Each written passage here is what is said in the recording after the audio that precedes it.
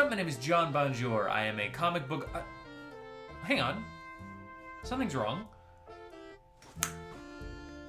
Yeah, that's better. Hey, what's up? My name is John Bonjour. I am a comic book artist and film enthusiast, and Spider-Noir has officially released on Amazon Prime, and it has fully taken my heart in every way possible. Not every way possible, but a lot of the ways. More than I'm comfortable with. And it's not just for the blend of superhero action story and detective noir.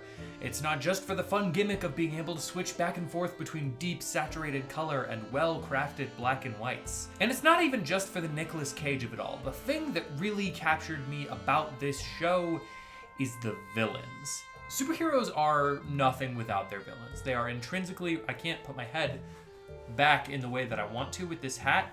And also, this hat is from Party City.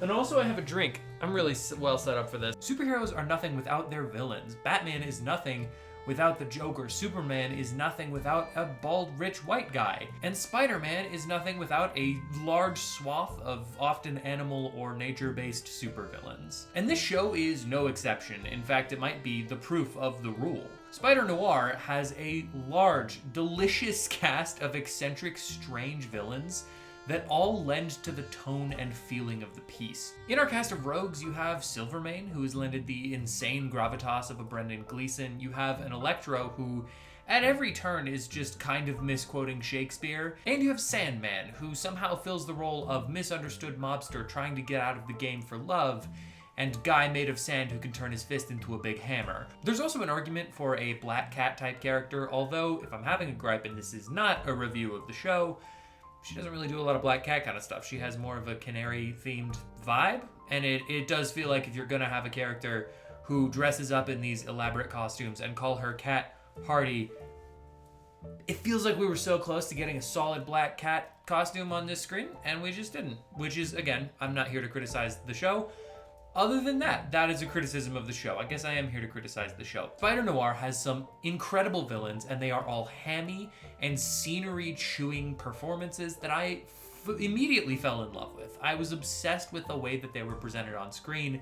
Not to mention, the show itself is also just an absolute blast. Like, I have not stopped thinking about it. I cannot wait to watch it again, this time in color, because I watched it in the black and white, because that's how God intended this show to be watched. And it got me thinking, what would I want to see in a season 2? What kind of Spider-Man villains? I'm a huge Spider-Man nerd, so what Spider-Man villains would I want to see presented in season 2 through this detective noir, campy, pulp action hero kind of lens? Which leads me to right now. I have come up with a pitch for 5 villains that I would like to see in season 2. For the first time ever, I am incorporating my comic artist and film enthusiast side in a way that makes any sense literally whatsoever. And I have drawn versions of what I think these characters might look like. I'll talk about what purpose I think they could serve story-wise in the show, and a little bit about casting, which I should note, I drew the characters before I thought about casting, so very few of them look a lot like any of the people that I recommend for casting. I should also note that if literally any of these characters show up in season 2 and look even remotely like how I drew them,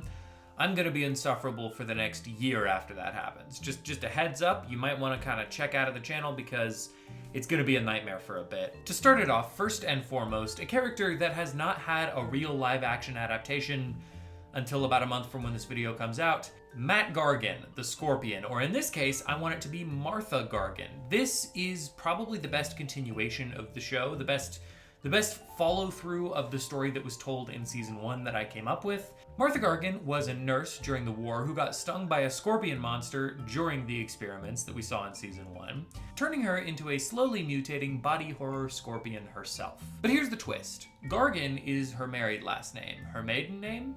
Silvermane. That's right, Martha is the daughter of Silvermane, who we saw obviously as the main antagonist in season 1. She was sent away to private doctors to be cured of her condition after she returned from the war. Unfortunately, the best they could do was just keep her condition at bay.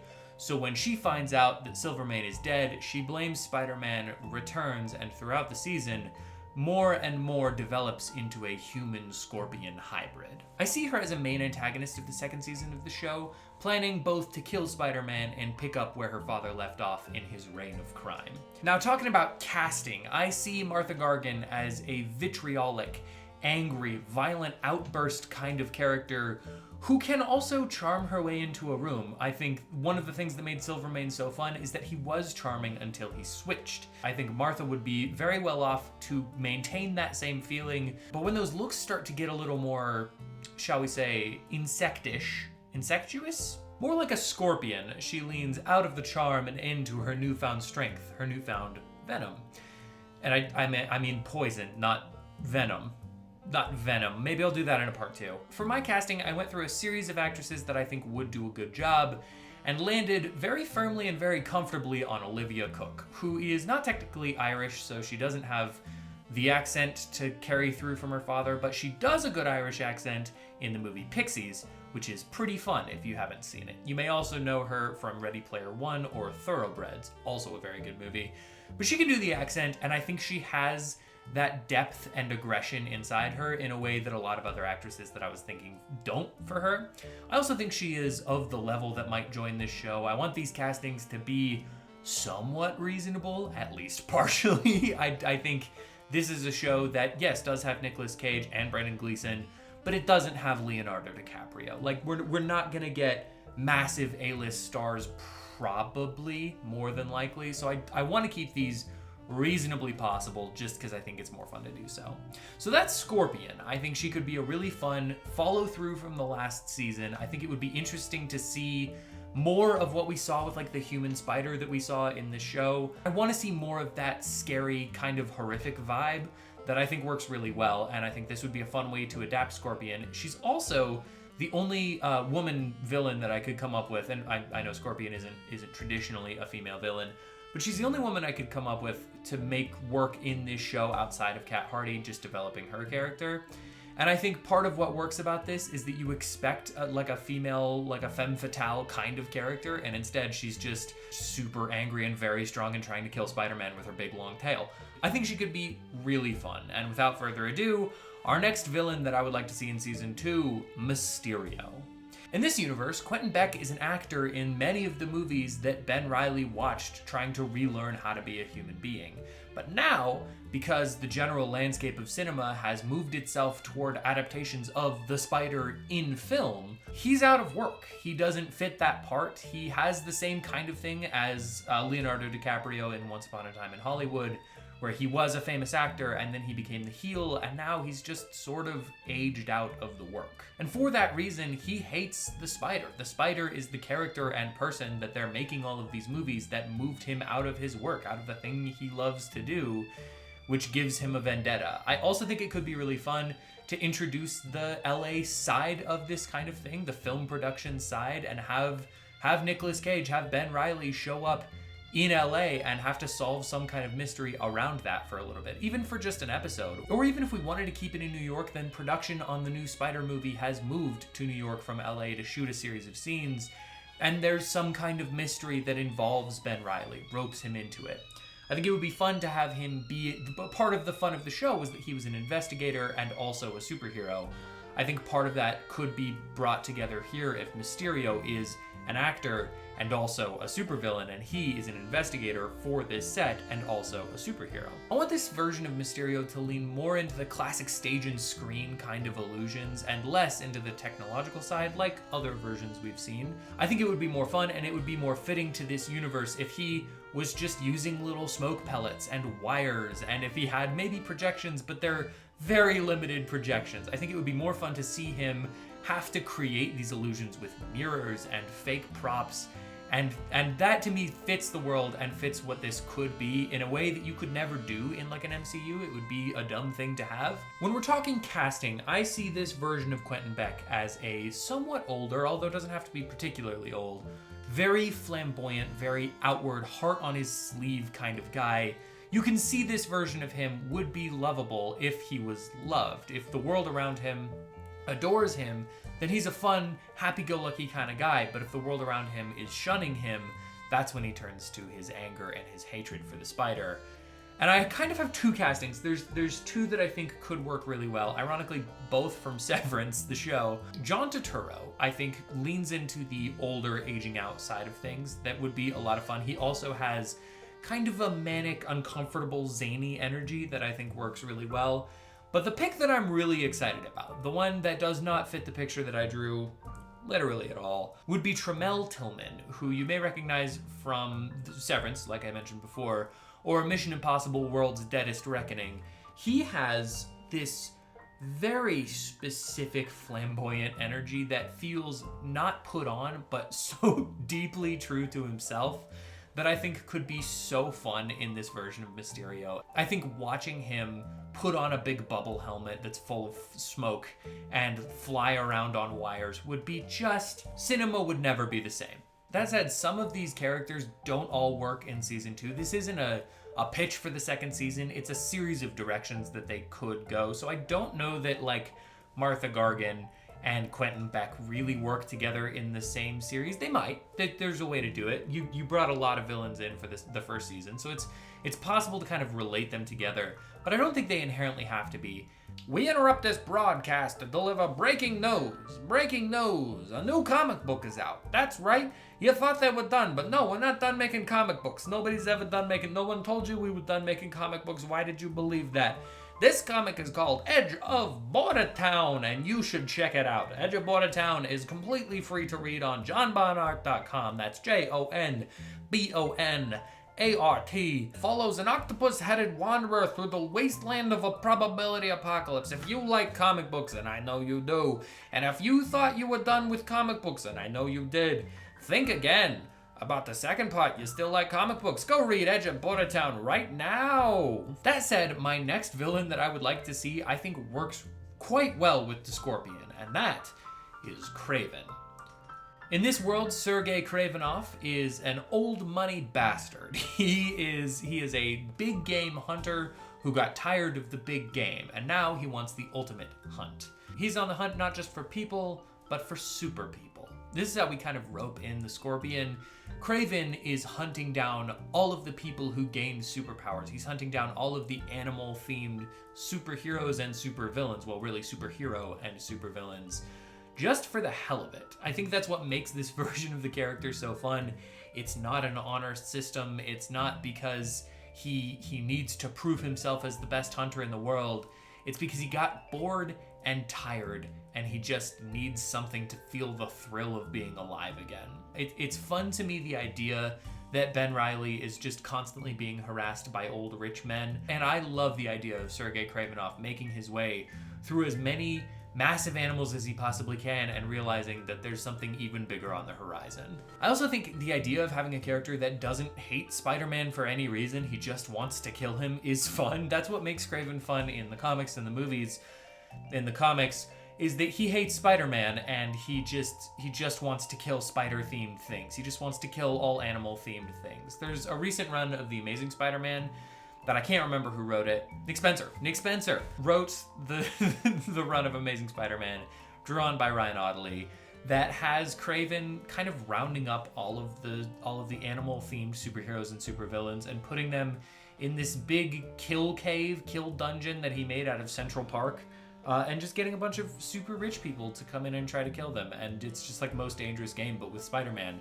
And I think that's powerful. I think that's a really cool story. I had a good time reading it, and I think this could be something we could adapt into this season of the show if we wanted to kind of change it up and see a little bit more of New York, which would be really fun. That could also tie in Cat Hardy if in the second season we kind of lean a little bit more into the cat elements of Cat Hardy. As far as casting goes, this one was tough for me, quite honestly, because I didn't know what age range I was looking for. I just knew I wanted someone with the bravado and the douchebaggery of old rich men, and also the body of a somewhat Kraven-y kind of guy. A few names that I'll put out there, and let me know in the comments if you think you have a better casting, because I'm not tied to literally any of these. I think Glenn Powell. I think Glenn Powell would be a decent pick, honestly. I think he has that kind of rich douchebag energy. I don't know if he's old enough. That was my only thought, as I'm not 100% sure about that. I also think, and this is the one that I made me realize that I can't just pick A-list stars. I think Chris Hemsworth would actually be a great pick for this character, especially based on his role as Dementus in Furiosa. He is so ready to kind of dive into just some insane bullshit. I don't think this show could afford him, quite honestly. And even if they could, it's like, could you then have the budget to do any of the other things you wanted to do in the show?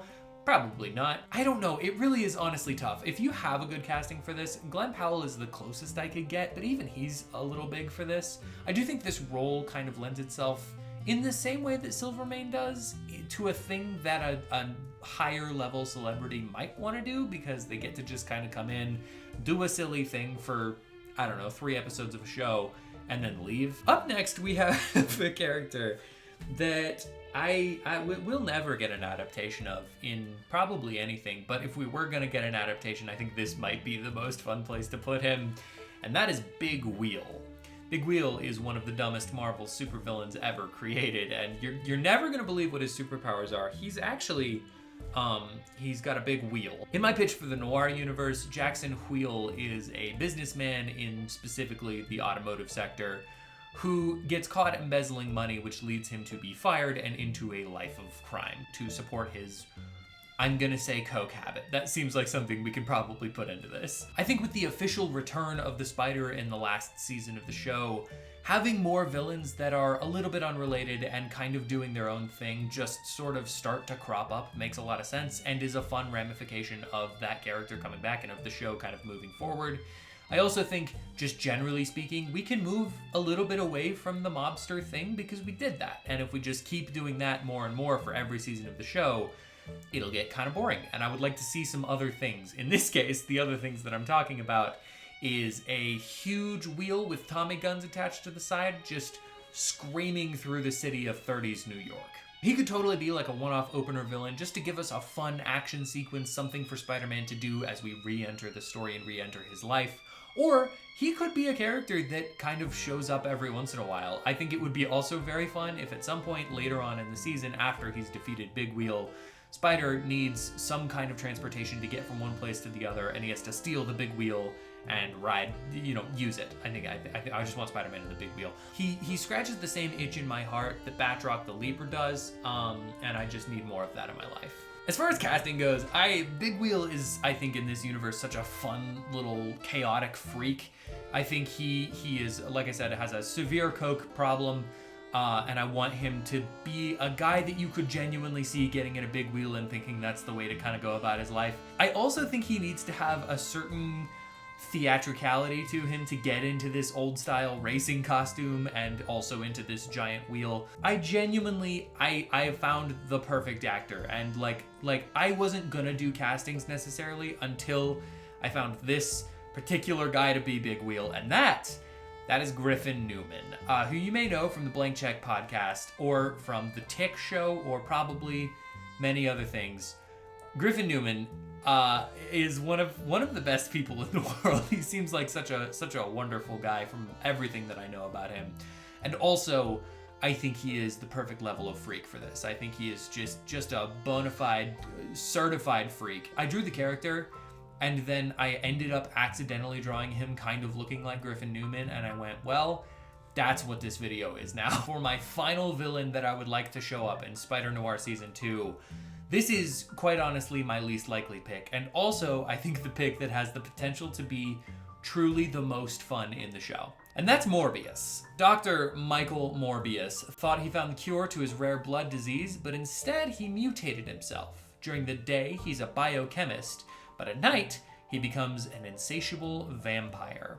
I think he also ties in very well to the Scorpion side of the story, where Martha Gargan can be sent to Dr. Michael Morbius to try to cure her disease.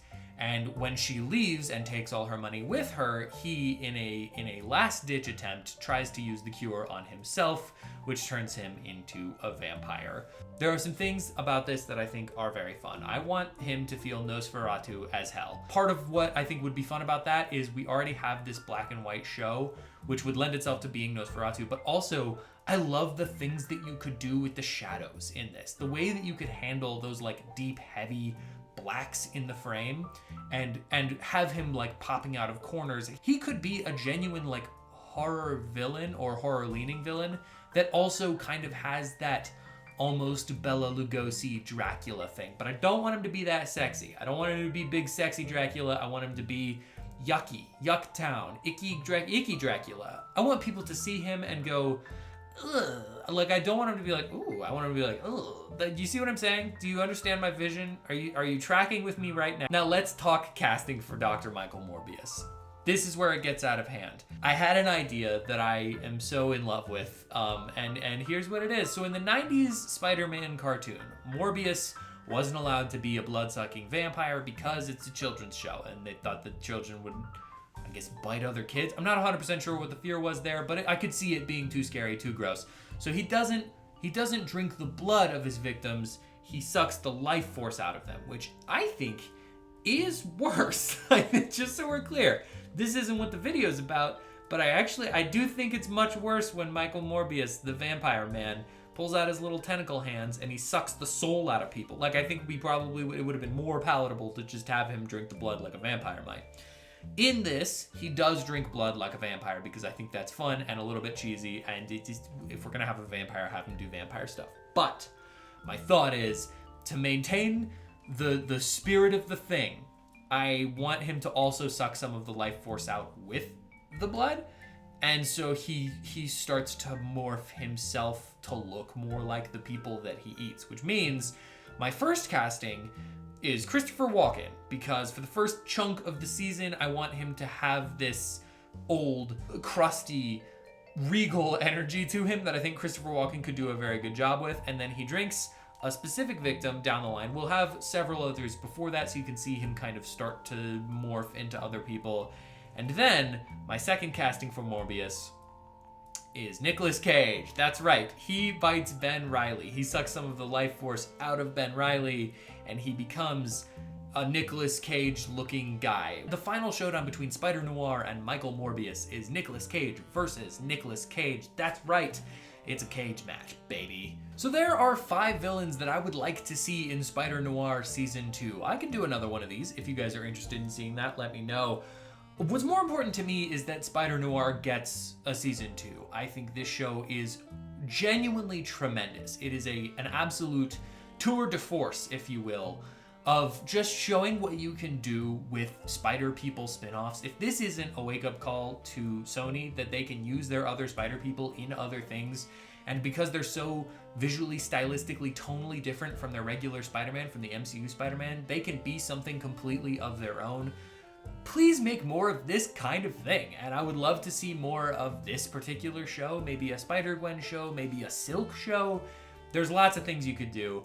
I would love to see more of this show. If you think that I missed any specific villains that you would like to see, let me know in the comments below. I would love to make a part 2. I've had more fun making this video than maybe any other video in my life, so please let me know if you enjoy this, and then that's it. Just let me know in the comments. Thank you so much for watching this video. Please send it to your friends because I'm so proud of it. If you want to hear more of my thoughts on movies, comics, TV shows, anything of the like, hit the like button, hit the subscribe, and comment down below what you would like me to review next, or do none of those things because I am not your dad.